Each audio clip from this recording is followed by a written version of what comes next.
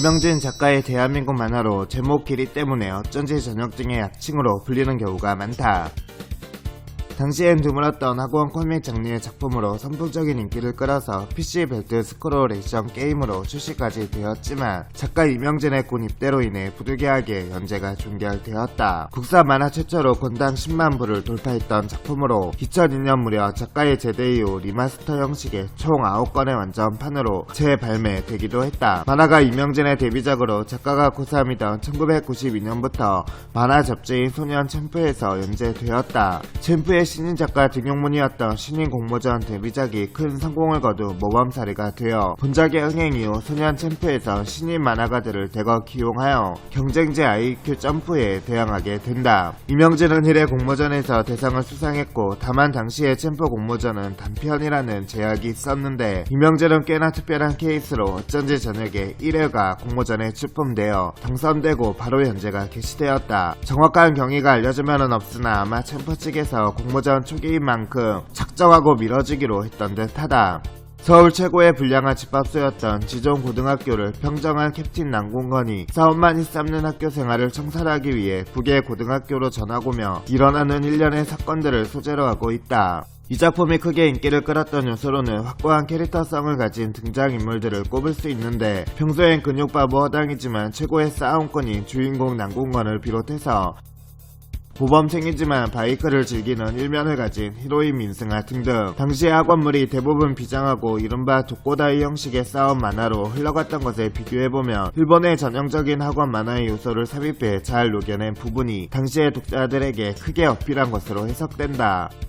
또한 당시 한국 만화에서 볼썽사납게 여겼던 구도나 그림체, 알 수 없는 이성어, 이태어의 사용 등 일본 만화 스타일을 그대로 가져왔다는 평으로 많은 사람들에게 지적받았지만 인기에 큰 지장을 주지 못했다.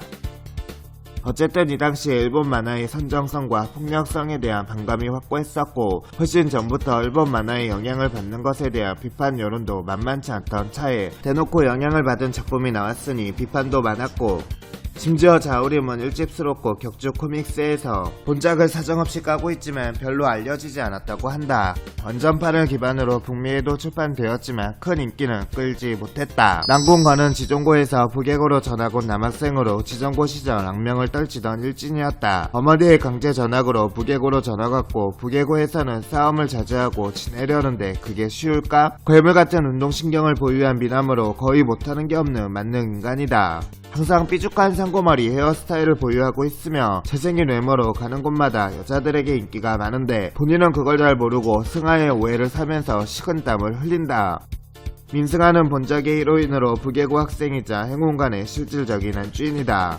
부모님 두 분이 돌아가시고 할아버지와 행운관을 운영하며 살고 있다. 조숙한 미모와 몸매로 대학생으로 오해받을 때가 많으며 조용한 성격과 달리 등하교 때 전신 바이크 숙토복장을 하고 스피드하게 바이크를 타고 다닌다. 이렇게 과감한 성격이지만 건을 보고 가슴 두근두근 하기도 하고 키스는 쑥스러워하며 또 혼자 있을 때는 정적인 취미생활을 하고 의외로 공주님 같은 화려한 잠옷과 섹시한 속옷을 좋아한다. 그래서 처음에는 주변 남자들이 그 갭을 이겨내지 못하고 심지어 승아에게 호감이 생겨도 말을 잘 걸지 못한다. 초반 비중은 높았으나 러브라인보다 각종 사건 사고에 연루되어 다니는 주인공 때문에 뒤로 갈수록 항상 비중이 적다. 그래도 히로인으로서 해야 할 이벤트는 전부 소화했다. 잡혀간다든지 바이크 대회에 참가한 남궁건을 돕는다든지 수학여행 가서 스킨십 한다든지 오렌지로드의 아유카와 마도카 컨셉을 빌려온 것으로 보인다. 동명의 만화를 원작으로 TG 엔터테인먼트에서 제작한 1997년작 액션 게임으로 출판 당시에 만화 연재가 끝난 지 1년이 넘어서 출시된 뒷북 소리를 듣긴 했지만 캡콤의 파이널 파이트와 비슷한 벨트 스크롤 액션 게임이다. 상당한 수작으로 국산 게임 중에도 손꼽힐 정도의 완성도를 지니고 있다. 특징들을 보면 과거 명작 벨트 스크롤 액션 게임과 비교해도 손색 없는 퀄리티다. 어지간한 격투게임 저리 가라 할 정도의 시원한 타격감과 육성에 따라 다양한 기술이 생기고 그에 따른 무한 콤보는 액션 게임을 하는 건지 격투게임을 하는 건지 헷갈릴 정도다. 몇몇 기술의 괴악한 커맨드를 제외한다면 액션 게임답게 커맨드도 단순한 편이고 특별한 제약도 없기에 어느정도 실력만 쌓으며 웹상에 떠도는 멋진 콤보 영상을 쉽게 재현할 수 있다. 그리고 만든 시기를 생각하면 벨트 스트롤 액션 게임이지만 공중 콤보나 벽 콤보 및 다운 콤보의 개념도 집어넣는 등 의외로 참신한 시스템도 다수 도입했다고 할 수 있다.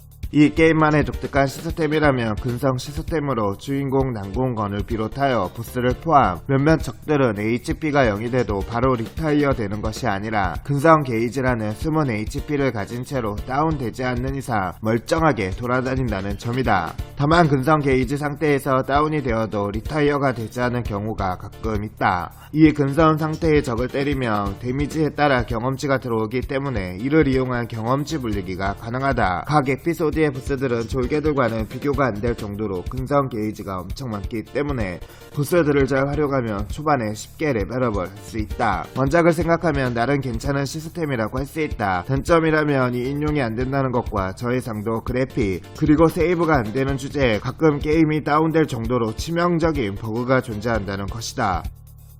이외에도 난공원의 음성이나 대부분의 기술이 어디선가 많이 보고 들은 거라는 점에서 표절 의혹도 나올 법하지만 이런 걸 감안해도 게임 자체는 명작이다. 인기가 좋았는지 후속작으로 어쩐지 좋은 일이 생길 것 같은 전역2 스톰이 나왔지만 평가는 구간이 명간이라는 게 지배적이고 그래서 그런지 이쪽은 즐기는 분들이 별로 없다. 재밌게 보셨다면 좋아요와 구독 부탁드려요.